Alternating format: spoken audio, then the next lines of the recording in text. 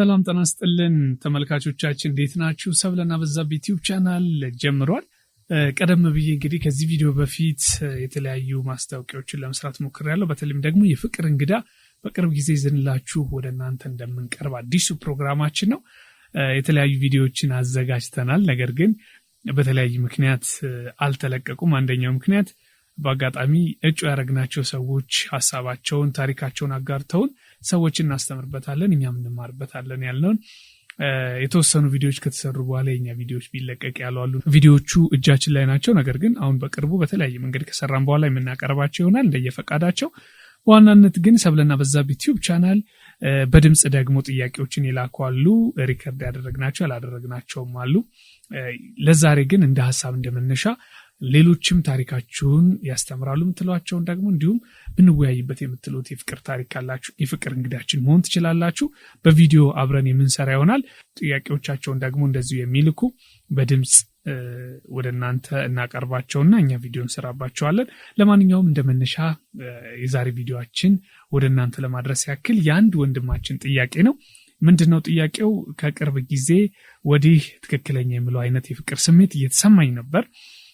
ከልጅቷ ጋር በአጋጣሚ የተዋወቅነውና ጥሩ ግንኙነት ነበረን ማለት ይቻላል። በሚገርም ሁኔታ እኔ ደስ ብሎኝ ነበር ለመተዋወቅ የሞከርኩት። እሷም የመጣሁበትን መንገድ በጣም የተቀበለችው በሚመስል ሁኔታ ጥሩ ግንኙነቶች ነበሩን። በተዋወቅንበት ጊዜ ጀምሮ ለአንድ ወር ያክል በጣም ደስ የሚልና ነፃነት በተሞላበት መንገድ ሁለታችንም በፈለግን ሰዓት ተደዋውለን መገናኘት እንችል ነበርና ጥሩ የፍቅር ስሜት ተሰማኝ። እሷም እንደምትወደኝ አይነት ስሜት ተሰምቶኝ ነበር። ነገር ግን በዛ ሂደት እየገፋሁ ባለሁበት ሰዓት ያልጠበቅኩትን ስሜት ከሷ እያስተዋልኩ ነው አለ። ይሄ ስሜት ምንድነው?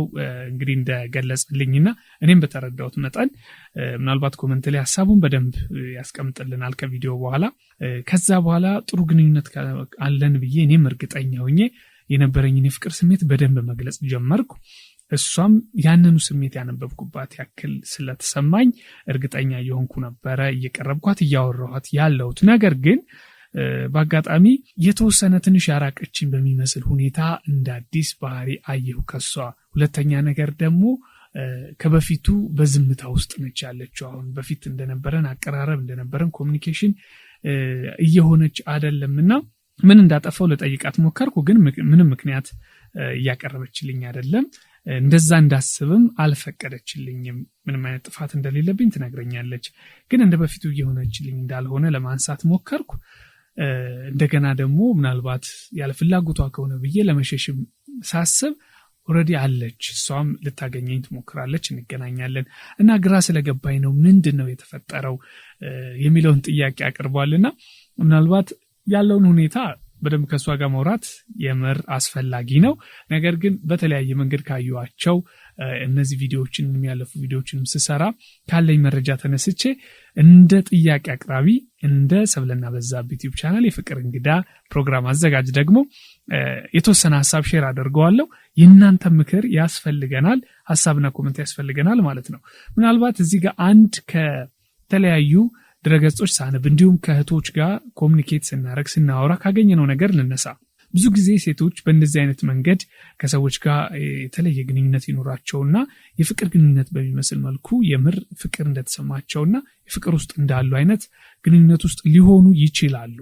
በዚህ አጋጣሚ እርግጠኛ በሆንንበት ሰዓት እንደዚህ አይነት እኛን የማራቅ የሚመስል የሆነ ነገራቸው መቀነስ፣ ዝምታ ማብዛት ነገር ካየን አንድ መረጃ ላጋራችሁ በዚህ ጉዳይ የሚያወራው። አንደኛው ሴት ልጅ በዚህ ሁኔታ እያለች ያንን እዛ ሰው ላይ ትክክለኛ የሆነ የፍቅር ስሜት እየተሰማት ከመጣ የምር የወደደችው አይነት ስሜት ከተሰማት ዝምታ ወይም ደግሞ ከበፊቱ መለስ ያለ የመረጋጋት ስሜት ልናይባት እንችላለን ይላል። ለዚህ ደግሞ እንደ ምክንያት ያስቀመጠው ምንድን ነው? አንደኛው ነገር የሚለው ሴት ልጅ የምር ትክክለኛ ፍቅር ውስጥ ከገባች ራሷን መቆጣጠር ማትችልበትና ወይም ሌሎች ቢከለክሏት እንኳን ከዛ ስሜት መውጣት ማትችልበት ደረጃ ላይ እንደምትደርስ ታውቃለች። ያንን ስሜት በደንብ ታውቀዋለችና ደመነፍሷ ምናልባትም ይህንን ጉዳይ እንድታውቀው እንድትጠነቀቅ የሚያደርግ ስሜት ወይም ዝምታ ውስጥ እንድትገባ የሚያደርጋት ስሜት አለ።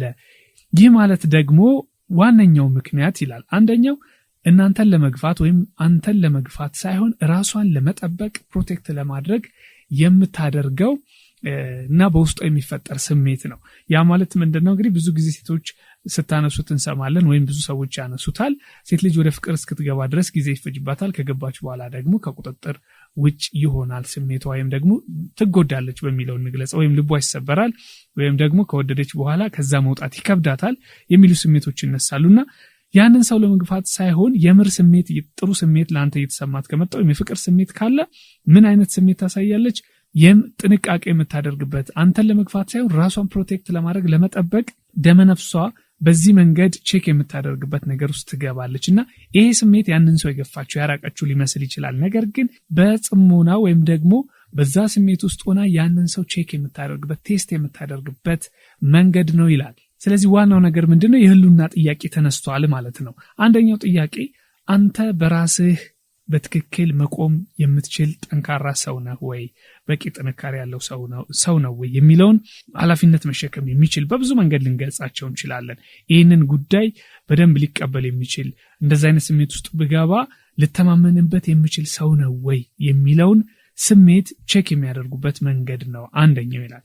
ሌላኛው ደግሞ ያለምንም ድካም ወይም ደግሞ ያለምንም መሰላቸት ፍቅር መስጠት የሚችል ሰው ነው ወይ የሚለውን ቼክ ለማድረግ በዛ ስሜት ውስጥ የምትቆይበት ጊዜ ምናልባት ይህንን ስሜት ወደ አንተ ሊያመጣ ይችላል ማለት ነው።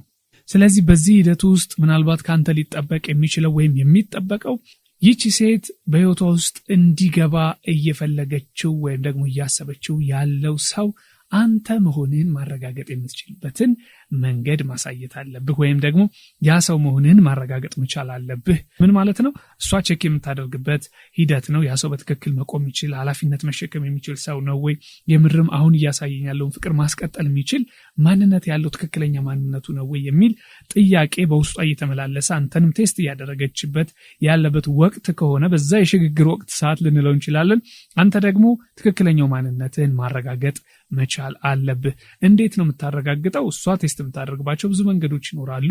የስሜት መናበቦች ናቸው። ምናልባት አንተ ደግሞ ያ ሰው ስለመሆንህ ስላለመሆንህ በድርጊትህ በምታደርጋቸው ነገሮች በሙሉ በምታሳያት ስሜት በምታደርጋቸው ነገሮች አብዛኞቹ በተግባር የሚገለጹም ስለሆኑ በዛ ሰዓት ምናልባት ማለፍና መውደቅ ሊኖረው ይችላልና ያንን ነገር ማረጋገጥ የምትችልበት እድል ስላለህ እንደዚህ አይነት ሰው ሆነህ መገኘት አለብህ ማለት ነው። ስለዚህ ጥላቻ ወይም ሽሽት ላይሆን ይችላል።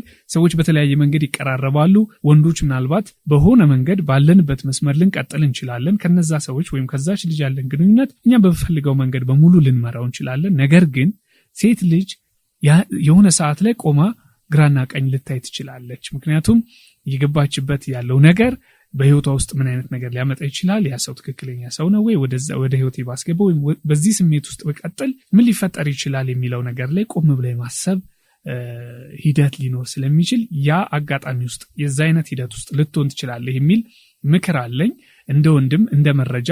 አንተ ደግሞ አጠገቧ እንዳለ ሰው፣ ሌሎች ሴቶች ደግሞ እንደ ሴትነታችሁና አሁን ስላነሳ ነው ስሜት ከዚህ አንጻር ያላችሁን ምክር ልትለግሱ ትችላላችሁ። የዛሬ እንግዳችን ስሙ ባይጠቀስም ሐሳቡ ተገልጾ በዚህ መንገድ ቀርቧል ማለት ነው።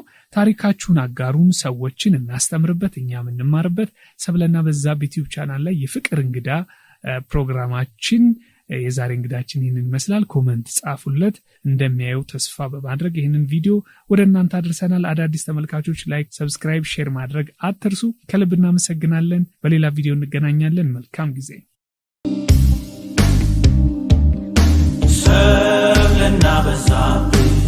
ሰብለና በዛብህ